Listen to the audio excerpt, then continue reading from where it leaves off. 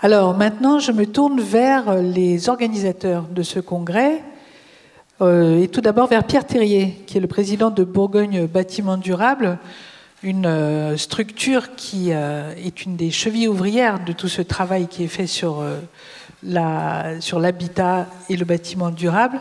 J'aimerais savoir, Pierre Terrier, déjà que vous nous disiez peut-être quelques mots sur votre structure, sur Bourgogne Bâtiment Durable, et puis que vous nous expliquiez pourquoi vous avez choisi cette année ce thème de la rénovation pour le Congrès national du bâtiment durable. Bonjour.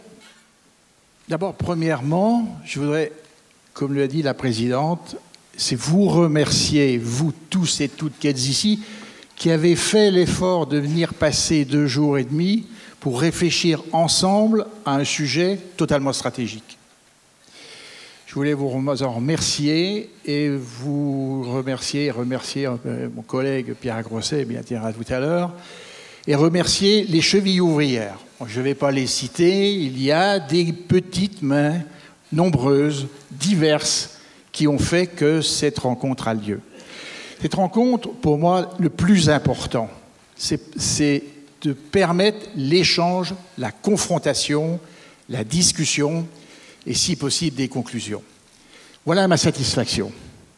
Après, en ouverture, je vais quand même faire part d'une préoccupation.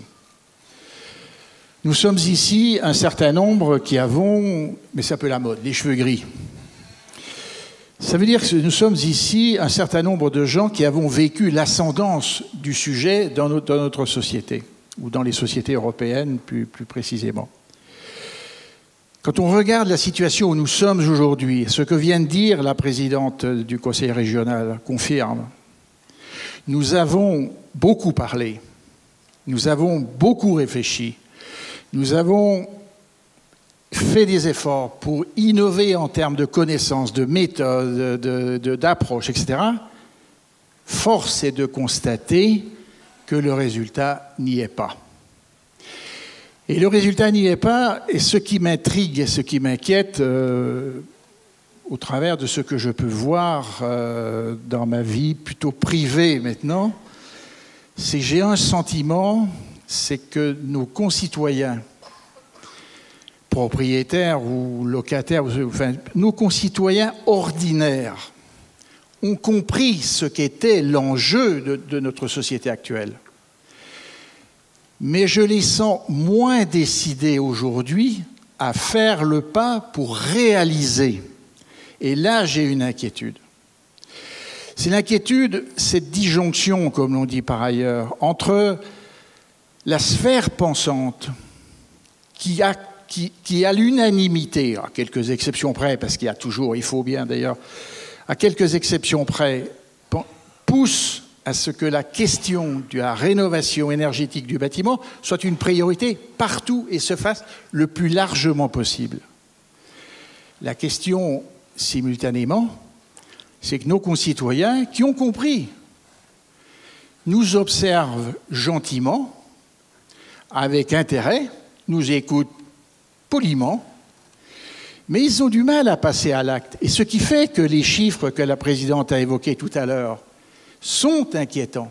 Et ce que je souhaite pour ces 2 jours et quelques de rencontres que nous aurons ici, c'est que nous puissions échanger sur l'inadéquation entre l'offre et la demande, sur les questions, sur les modalités avec lesquelles il faut prioriser pour rétablir un certain équilibre de l'offre et de la demande. Je ne sais pas si j'ai simplifié mon raisonnement. Et ce qui me satisfait, alors je vais dire quand même conclure par un point, ce qui me satisfait, c'est 2 choses. La première, c'est que nous avons la chance en Bourgogne d'avoir une présidente qui est une convaincue de la transition énergétique. Et elle l'a dit depuis un certain nombre d'années, et comme je suis originaire de la région d'à côté, comme on dit de temps en temps, j'ai eu l'occasion de l'entendre aussi par ailleurs. Ça, c'est un atout. Et puis le deuxième élément, je dis ici clairement que c'est grâce à son intervention que nous sommes tous ici réunis. Alors, il faut que nous profitions tous de ces chances pour trouver de nouvelles voies, pour imaginer de nouveaux processus. Mais ce qui me semble, c'est un petit point au détail au passage, je ne suis pas du tout convaincu que les idées que l'on entend ici ou là, discrètes pour l'instant, sur la déréglementation, soient un moyen d'accélérer la réalisation.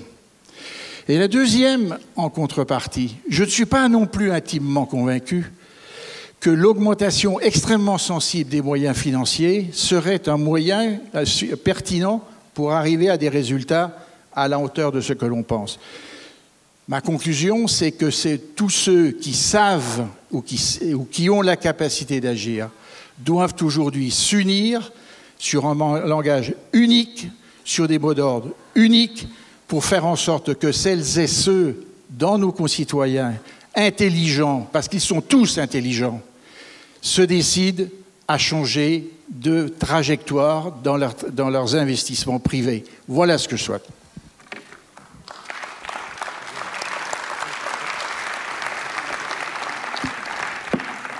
Merci beaucoup.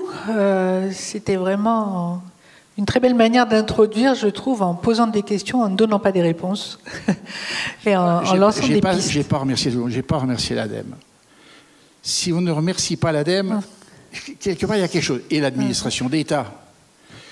Mais c'est tous, vous faites partie du tous. C'est mon vœu. Et ce que je souhaite, c'est qu'à la conclusion, vendredi à midi ou 1 heure, on constate que nous nous aimons tous et que nous allons tous dire la même chose et que nous allons convaincre. Si nous réussissons, on aura fait quelque chose de bien. On terminera en chanson, c'est promis.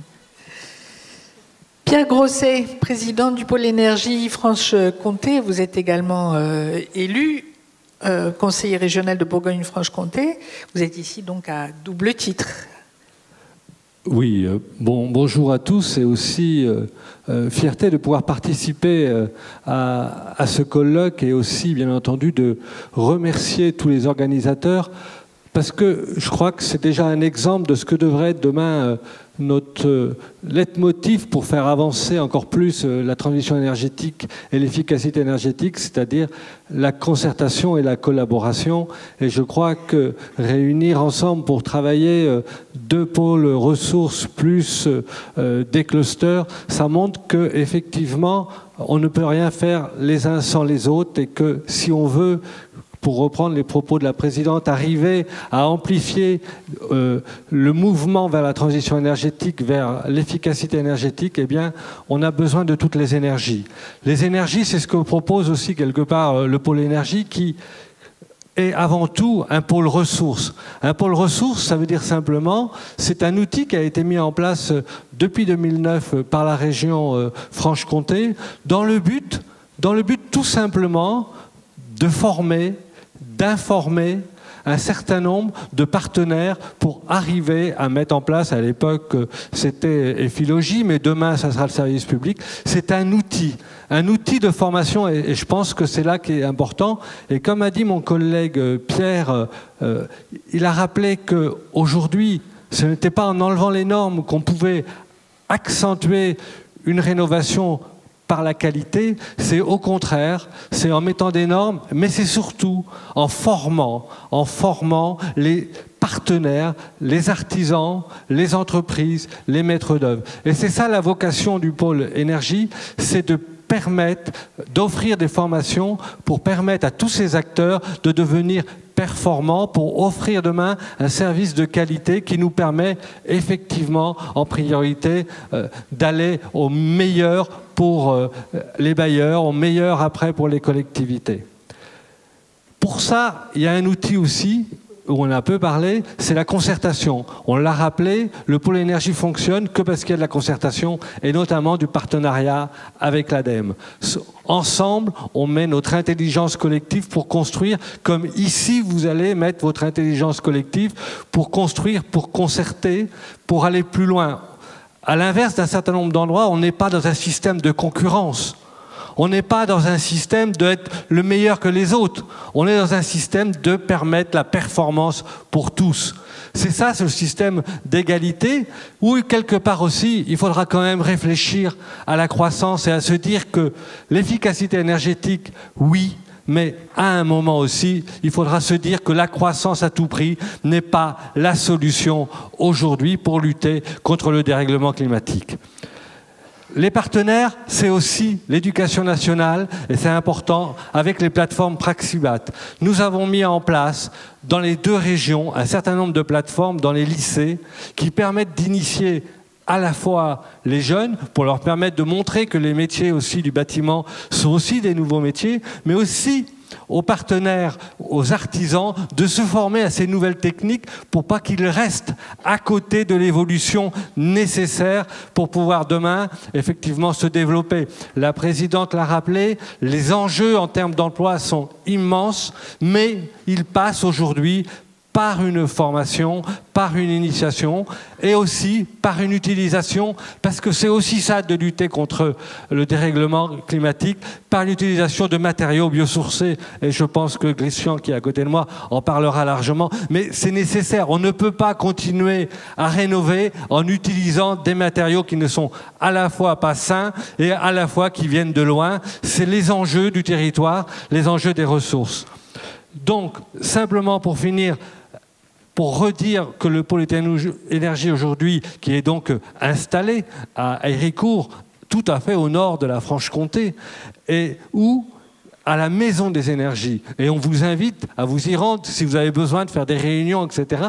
Puisque c'est une maison ouverte. C'est une maison ouverte où il peut se tenir des réunions. Et c'est aussi un bâtiment, bien entendu, à énergie positive, où on a pu expérimenter un certain nombre de matériaux. Donc c'est un peu la vitrine ouverte qui a été mise en place au niveau de notre grande région.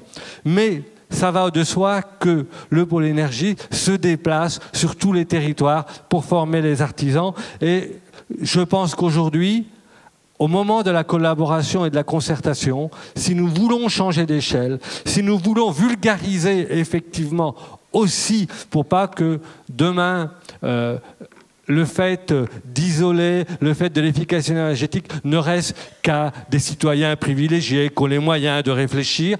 Il y a une nécessité de vulgariser et pour cela, il y a une nécessité d'union, de rencontre, de travailler ensemble, d'être plus forts ensemble pour changer d'échelle, aller au-devant effectivement de toutes les populations et surtout lutter contre la précarité énergétique. Je crois que s'il n'y avait aujourd'hui qu'un seul leitmotiv qui doit vous réunir, qui nous réunit aujourd'hui, c'est de se dire que 23% en Franche-Comté, ça a été redit, sont dans la précarité énergétique. C'est beaucoup trop, même si c'est plus qu'ailleurs, mais partout, c'est notre devoir. C'est ça le devoir de l'égalité et de la fraternité, c'est permettre à tous d'avoir un logement décent. Le droit au logement, c'est un droit, mais le droit à un logement décent, c'est plus qu'un droit, c'est un devoir et une nécessité pour nous, les élus, pour nous, les collectivités, de se dire demain, allons plus loin.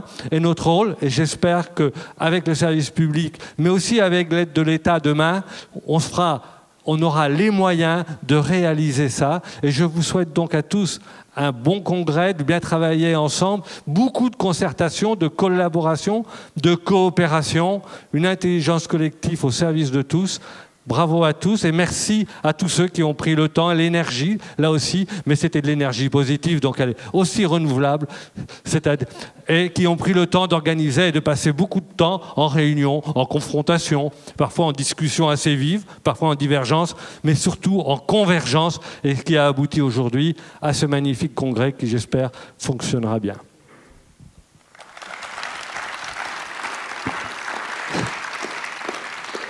Merci beaucoup. J'espère que vous serez entendus et qu'on passera de ce modèle faussement darwinien de la concurrence à un modèle vraiment kropotkinien de la coopération. Bon, c'était une blague. Mais en tout cas, c'est vrai que des paroles fortes sont prononcées et que le lien est fait de manière très nette, je trouve, entre ces nécessités énergétiques et de développement durable et le pôle social. Et j'imagine, Christian Marie, qu'en tant que président du cluster Récit, c'est-à-dire rénovation, éco-construction innovante, où vous vous intéressez principalement aux matériaux biosourcés, et également, vous faites le lien très très fortement avec tout ce qui est économie sociale et solidaire. Vous allez certainement dans le même sens. Merci. Le cluster récit est un cluster qui est très récent, puisqu'il a été créé juridiquement il y a 12 ans, à peu près, jour pour jour, pardon, excusez-moi. C'est mieux là? Bon, excusez-moi. Sous le menton, comme ça, c'est bien. Ok, je ne suis pas habitué des plateaux, donc je suis désolé. C'est un cluster récent qui réunit un certain nombre d'acteurs intéressés par développer la filière biosourcée et proposer des solutions constructives avec des matériaux biosourcés. Elle réunit des artisans, des industriels, des acteurs de l'économie sociale et solidaire, des architectes, des écoles d'ingénieurs et autres, j'en oublie. Elle a pour vocation à développer effectivement des solutions économiquement viables, écologiquement acceptables et effectivement développer un habitat sain.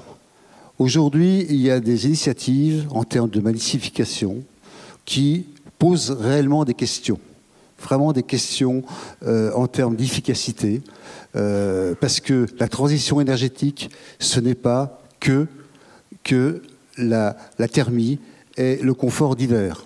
C'est aussi le confort d'été. C'est aussi ce qu'on appelle le déphasage. C'est-à-dire qu'on est effectivement dans une période de réchauffement climatique, que les pics de consommation énergétique ne sont pas qu'en hiver, mais sont aussi en été. Il faut qu'on utilise des matériaux qui répondent à cette nécessité-là. Il faut aussi utiliser des matériaux qui stockent du carbone, qui soient recyclables en fin de vie, parce que ça, c'est aussi un vrai enjeu pour demain. On installe des choses qui sont difficilement recyclables. La massification, ça passe par tout ça. Ça passe aussi par la formation.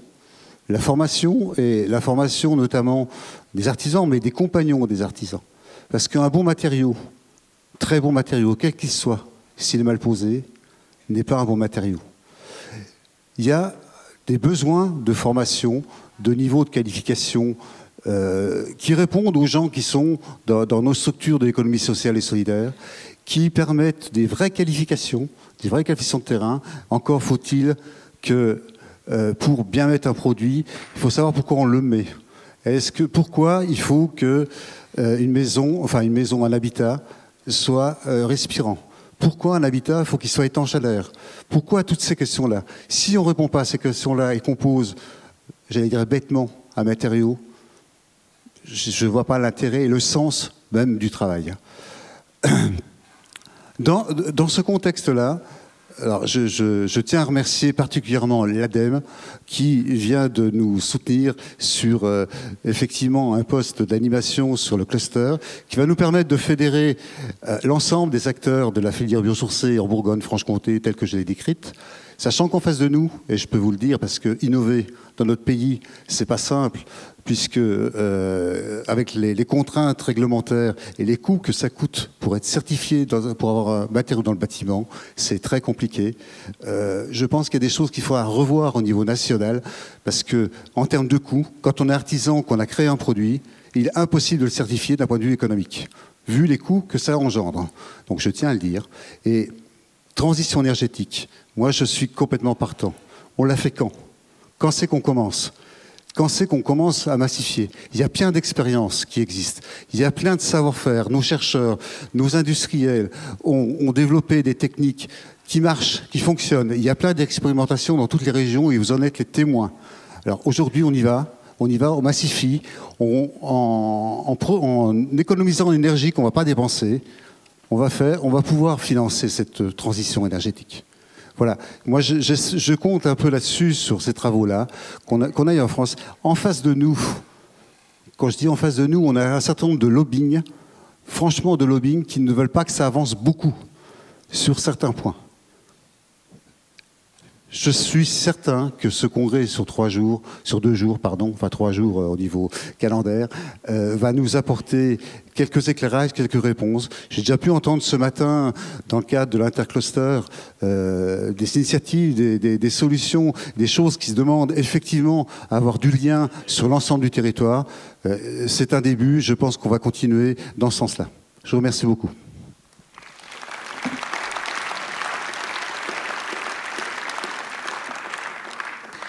Merci beaucoup. Eh bien, ce congrès est vraiment ouvert. Merci à vous tous, messieurs les présidents de Bourgogne Bâtiment Durable, du pôle énergie Franche-Comté et du cluster Récit.